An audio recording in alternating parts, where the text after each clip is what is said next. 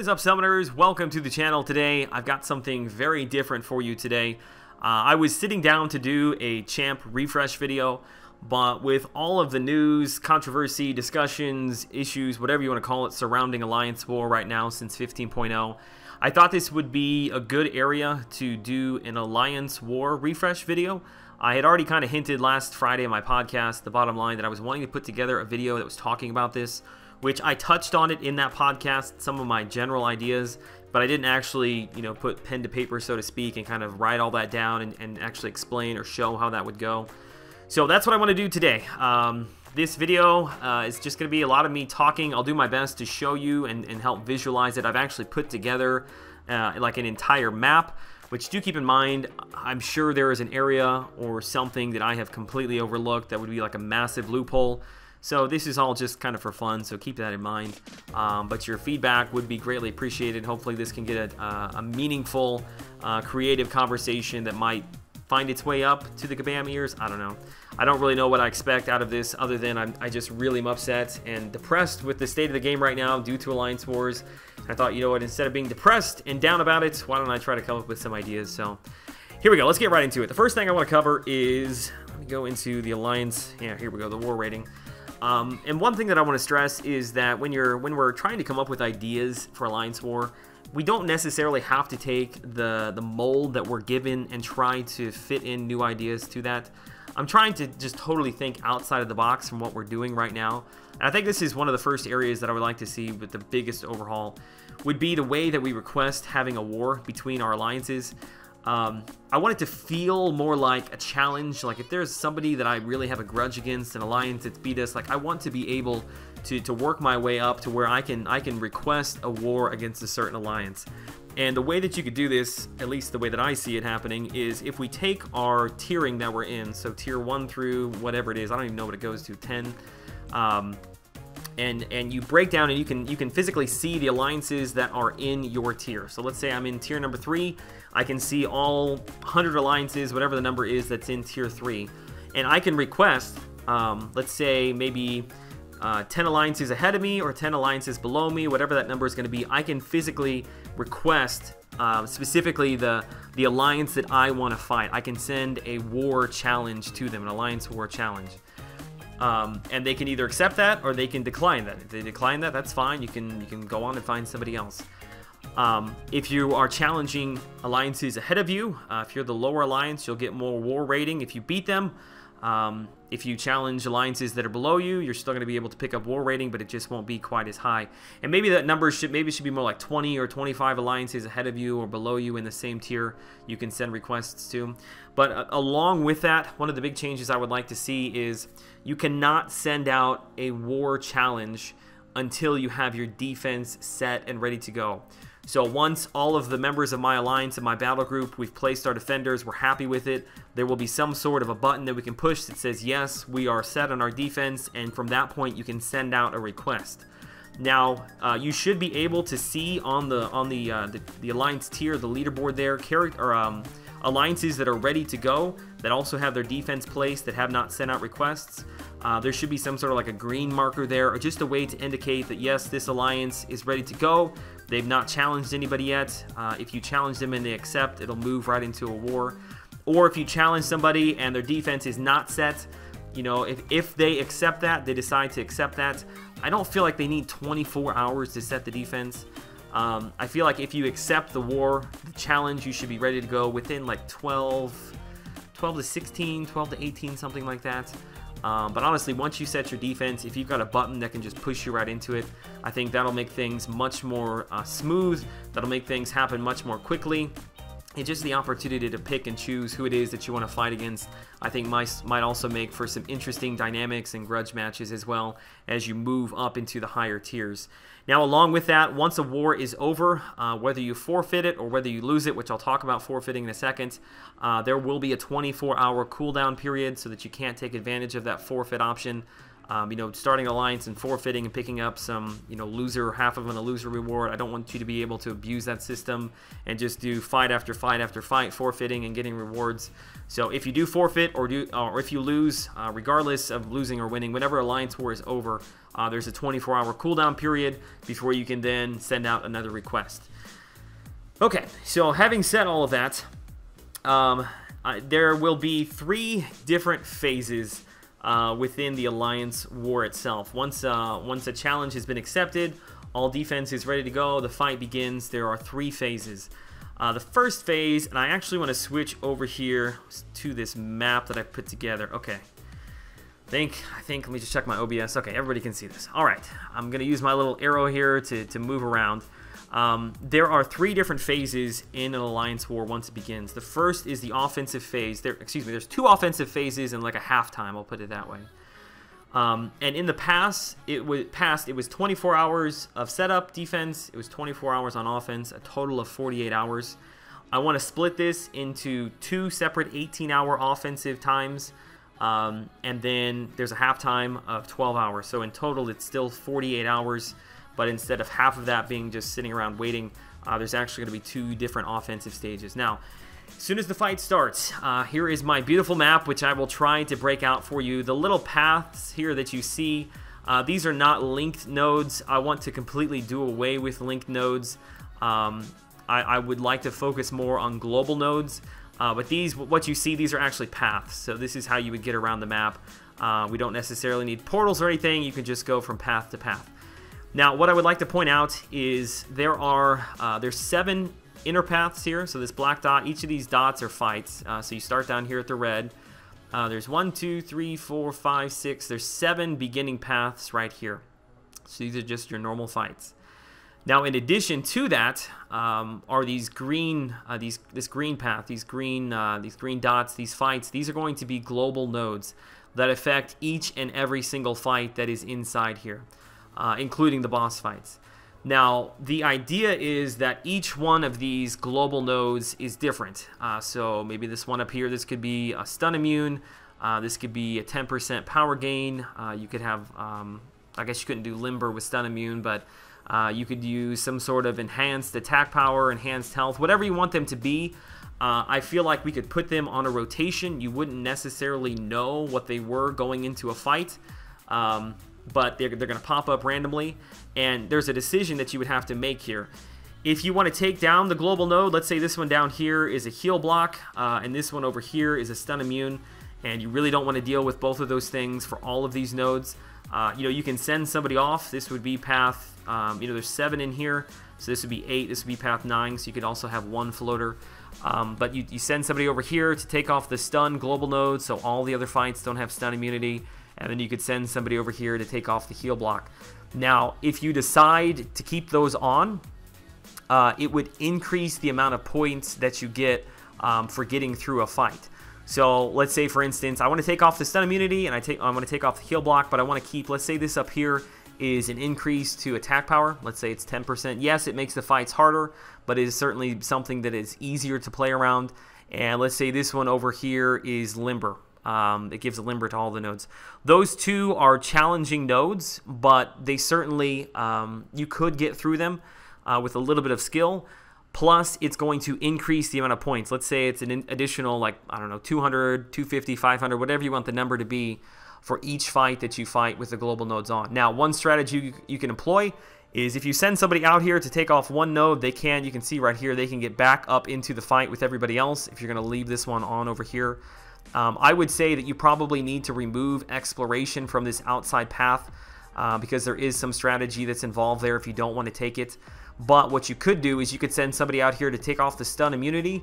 You could let people run through as many of these fights as possible, and then before you get to the boss nodes, you could send somebody up and take out, let's say this was the limber node up here before you fought that.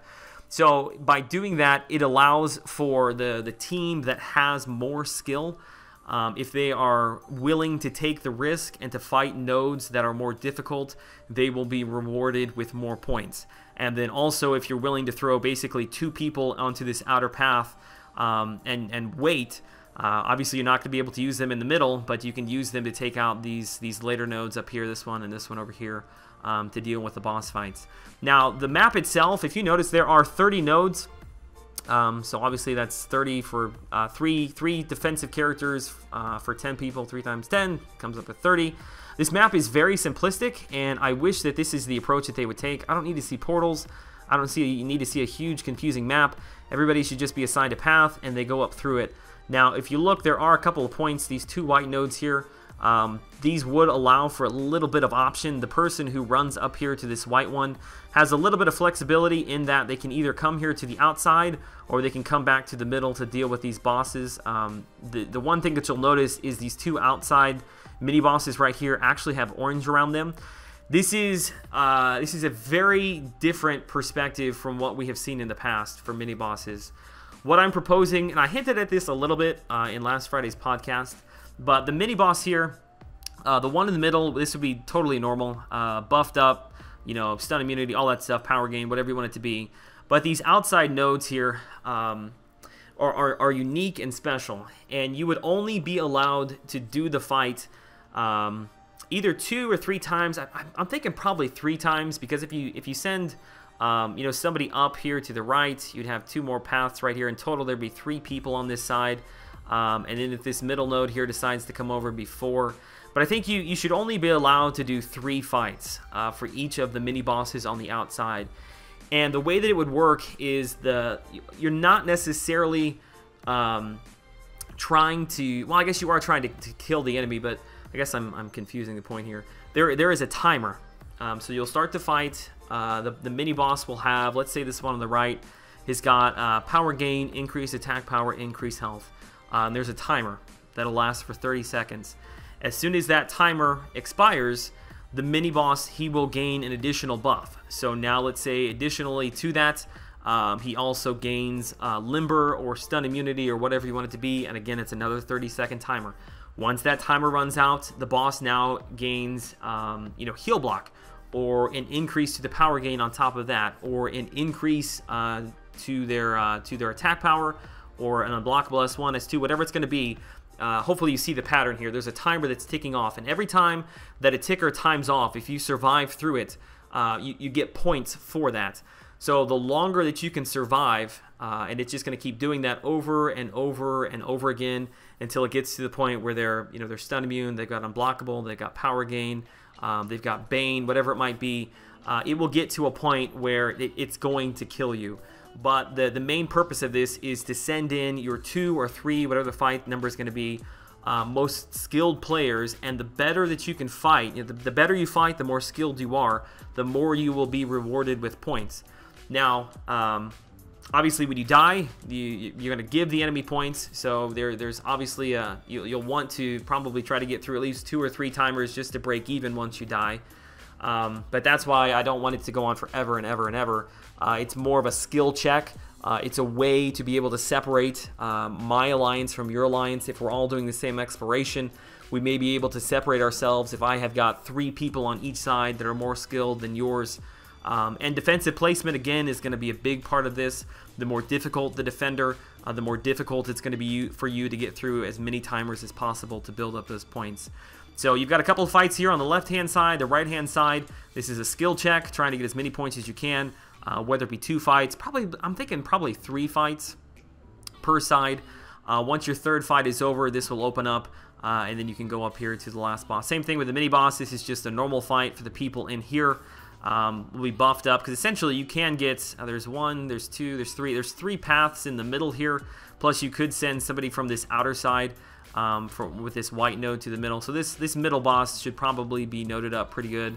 I'm thinking stun immune at the least. Yeah, stun immunity seems to give a lot of people problems. I know it does myself as well. And then finally, you've got the boss up here. Let me turn my arrow. I guess I probably should have been doing it like this the whole time. Turn my arrow. So we got the boss right up here to deal with. Now, one thing I do want to say is I want to bring back defender kills. I think that should be a big part of Alliance War.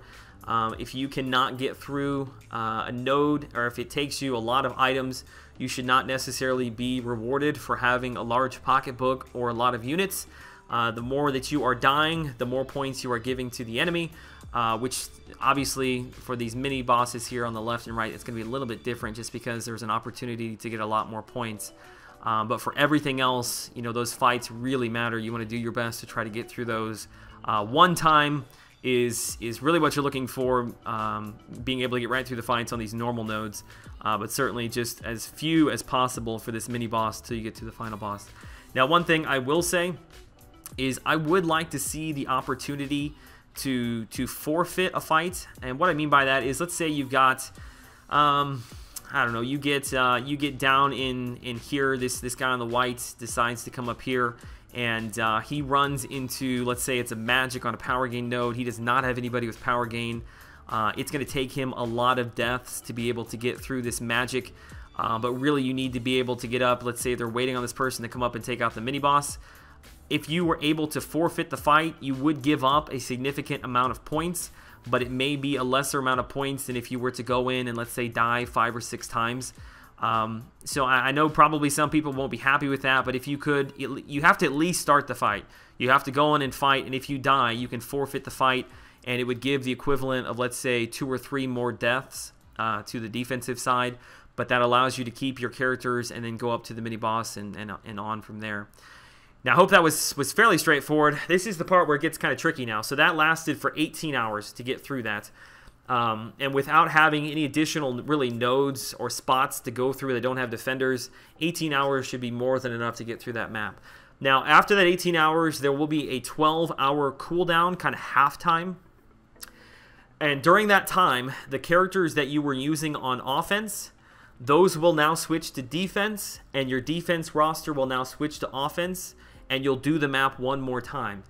Now, there will be a lot of strategy involved with this. You'll want to make sure that the characters that you're using on your defense also are a good option, you know, to use on your offense, and vice versa.